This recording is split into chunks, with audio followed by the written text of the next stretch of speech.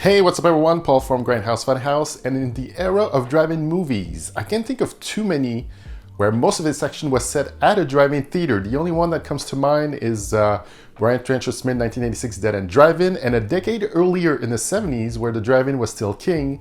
The only one that comes to mind is 1976 Drive-In Massacre, a no-budget Proto-Slasher that was released 2 years before John Carpenter's Halloween that put slasher movies on the map. Drive-In Massacre was directed by Stu Segall and had a release on Blu-ray from Severin Films back in 2017. This has a very simple premise as we follow two police detectives that are trying to catch a sword-wielding psycho who's randomly carving up patrons at a California drive-in theater.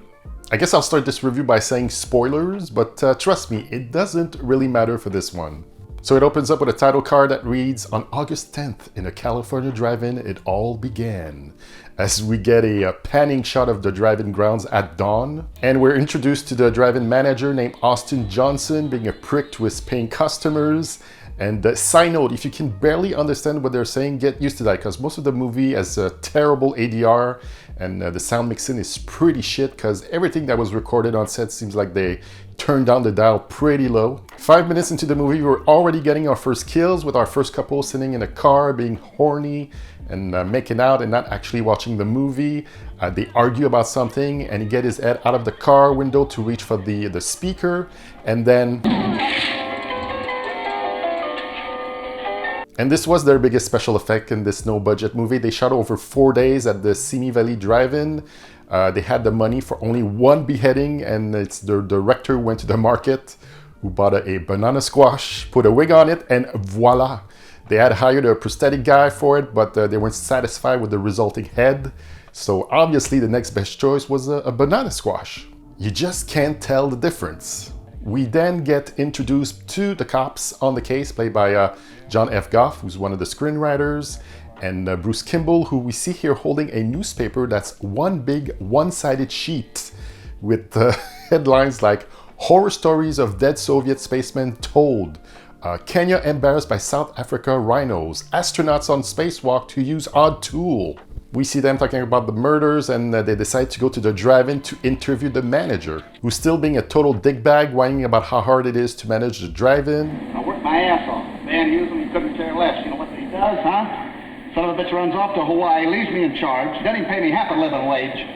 Drains my ass, I'll tell you. While this is happening, I'm looking at the food prices above their heads and I'm wondering what a 60-cent burrito would taste like. Then the cops interrogates Jeremy, the groundskeeper, who's a half-wit wearing this dumb yodel-looking hat, and we found out that he used to be a sword swallower at the carnival where the drive-in stands now, and this is convenient for the plot and a red herring of him being a possible suspect. And we found out that the drive-in owner, who's in Hawaii, has a blade collection, because of course he does. Then he lets them know about a troublemaker who always takes 2 spots. Oh, the nerve!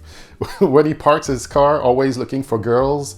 He's a peeping Tom. So that scene was a lot of exposition, but mostly a lot of padding to up the runtime. We cut back to the drive-in at night with the peeping Tom doing what he does best, peeping on another couple who's next on the sword-wielding psycho's list. They get shish kebab at the same time.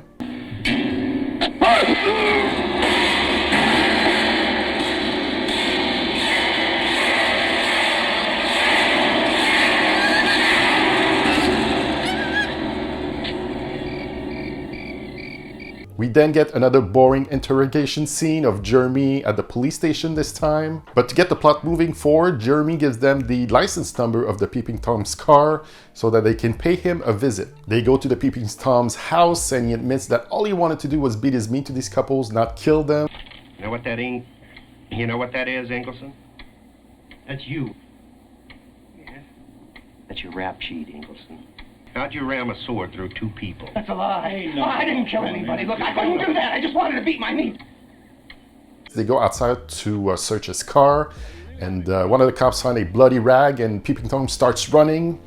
They catch up to him and lets them know that the blood on the rag is from a dog he ran over the night before. I didn't do anything.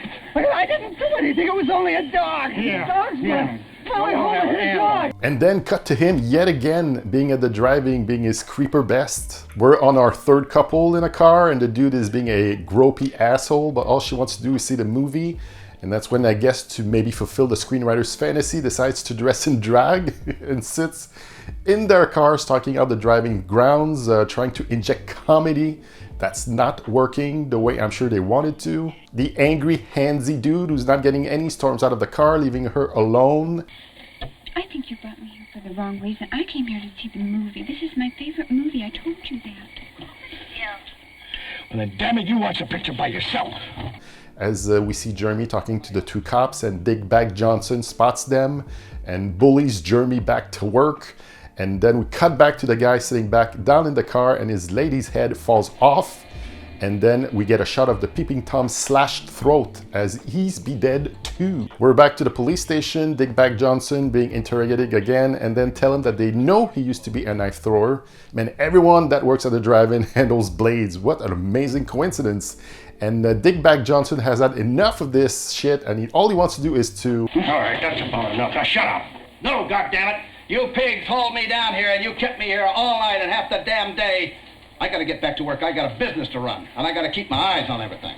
We then see what Jeremy is up to, and it's being at a carnival at night while having all these inner thoughts we're hearing. And this scene was totally included to repeat all the exposition we know and to pad up the running time even more. We're back at the police station when the cops get a call saying that some nut wiped out two people with a machete at a warehouse, and they go check that out. And that's when we're introduced to the nut, played by George Buck Flowers, who was the other scriptwriter on the movie. And looking at him, I was like, I know this scruffy looking dude. He's the bum on the bench at the end of Back to the Future.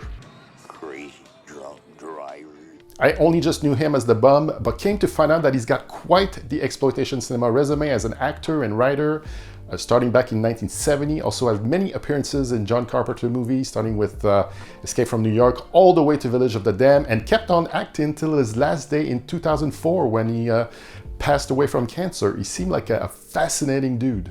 Anyway, back to the warehouse where he creepily tells this young girl, Don't you understand? You gotta die now. You gotta die now while you ain't got no meanness in you. No, you be quiet, honey. I'll keep this close.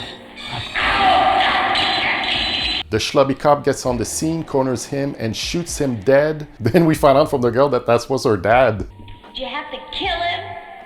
Yes, we did, honey. He's killed a lot of people. He didn't mean to. My father. He didn't mean to kill my mother and my aunt. They didn't have to kill him. I mean, while she was pleading for her life, could she have dropped maybe like a daddy in there, you know, to reach him?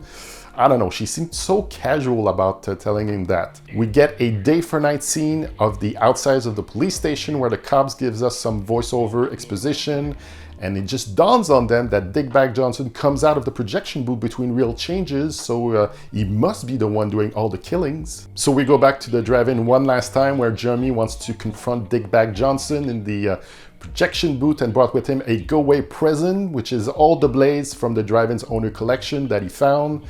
He says that Dickbag Johnson was hiding them somewhere, and he lets him know that he'll be keeping them, but also wants his money owed. As soon as he gets in the booth, we see Dickbag Johnson being stabbed and sliced repeatedly through the projector's light on the movie screen while the two schlubby cops are on the scene. They go into the booth, find Dickbag Johnson dead, and they open this door trying to locate Jeremy. And we see him dead, stabbed in the neck with a killer sword pinned up to the door, and then this freeze frame.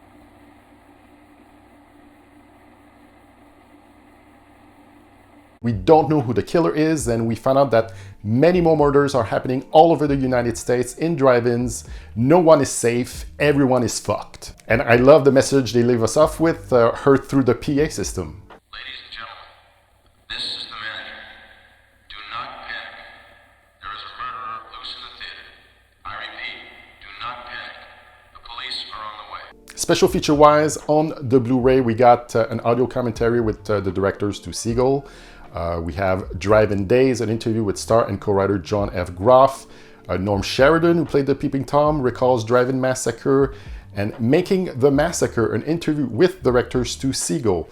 Things he let us know about the production is that they had access to the drive-in 2 weeks before it closed, that it was shot in 4 days, like I mentioned earlier, and they would do 20-hour days. All the nighttime scenes at the drive-in were shot in a single evening. And can you believe the script was written in a single week? I sure can. Here's Stu Segall explaining how they came up with the idea for the movie. We came up with this idea of what would it be like when you reached out to get that speaker to bring it into your car if what happens, happens. Everybody who goes to a drive-in movie had to go for that speaker. So it was a real simple, logical kind of, how do we scare somebody? So would I recommend Drive-In Massacre? As boring as this was, I wasn't that bored by it. I liked the fact that we get to spend time at a 70s drive-in. This was a cool horror movie concept. I mean, just the title alone sells it and makes for great poster and fine t-shirts. But can't sustain for the length of an entire movie. They barely crack the 70 minutes bar, and that's with a lot of padding. This could be a good 15-minute short film if someone would want to take this idea and remake it. The movie is mostly about those two shabby cops trying to solve it. Not enough gore or blood spill, but it's still down with the sleaziness of this quickie 70s Grindhouse movie. That's why I like them. So much exposition, too many red herrings. There's not much meat to the movie, although I do like the bleak ending. I found the character Dick Bag Johnson to be very unpleasant to listen to and look at with his terrible fashion choices, so I'm glad he got dispatched the way he did.